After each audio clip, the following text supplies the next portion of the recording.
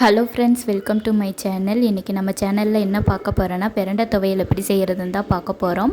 பிரண்டையில் நிறைய மருத்துவ குணம் இருக்குது. எனக்கு தெரிஞ்சது பிரண்டை சாப்பிட்டு வந்தால் பசி நல்லா எடுக்கும், மூட்டு கை கால் வலிக்கு நல்லா கேட்குன்னு சொல்லுவாங்க. இந்த பிரண்டையில் உள்ள நாரெல்லாம் எடுத்து க்ளீன் பண்ணி வச்சுக்கலாம். அப்புறம் ஒரு கடாயில் ஆயில் விட்டுட்டு வெள்ளை உளுந்தம்பருப்பு போட்டு பிரண்டையை போட்டுட்டு கொஞ்சமாக கல்லுப்பு போட்டு தாளிச்சுக்கலாம். பிரண்டை நல்லா வதக்கி எடுத்துக்கலாம், இல்லைன்னா கசக்கும் நல்லா வதக்கலைன்னா.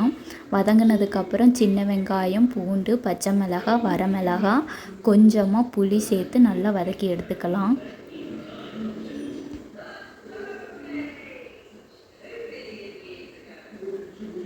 இந்த துவையில் இட்லி, தோசை, சாப்பாடு எல்லாத்துக்குமே வச்சு சாப்பிட்டுக்கலாம். நல்லா வதங்கினதும் மல்லித்தழை, புதினா தழை சேர்த்து நல்லா வதக்கிக்கலாம். கொஞ்சமாக தேங்காய் பூ சேர்த்து வதக்கிக்கலாம். இது எல்லாம் நல்லா வதங்கினதுக்கப்புறம் இதை தனியாக எடுத்து ஒரு பிளேட்டில் போட்டு சூடு ஆற வச்சுட்டு இந்த துவையில் அரைச்சி எடுத்துக்கலாம். அம்மா இன்றைக்கி கருவேப்பிலை பொடி தோசை தான் செஞ்சுருந்தாங்க. அதுக்கு நாங்கள் இந்த சட்னி வச்சுட்டு இன்றைக்கி உள்ள டின்னர் நாங்கள் முடிச்சுக்கிட்டோம்.